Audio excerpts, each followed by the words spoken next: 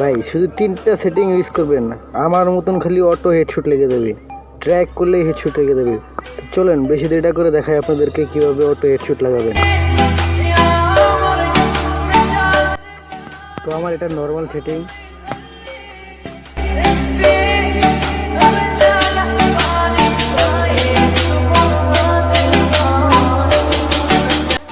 তো সবার প্রথম তোমরা চলে যাবে সেটিংয়ে, এখানে ক্লিক করবেন।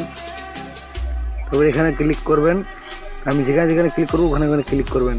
তারপর এটা আসবেন, তো তার নিচেরটা 1 করে দেবেন। তারপর আপনার কাজ শেষ, আপনার সেটিংয়ে চলে আসবে। তো সবাই মিলে সাবস্ক্রাইবটা করে দাও। আপনার যে ফায়ার বাটনটা আছে সেটা 30 করে নেবেন। তো এখন আপনি গেম খেলতে পারবেন, ওরা হেডশট লাগবে, অটো হেডশট লেগে যাবে।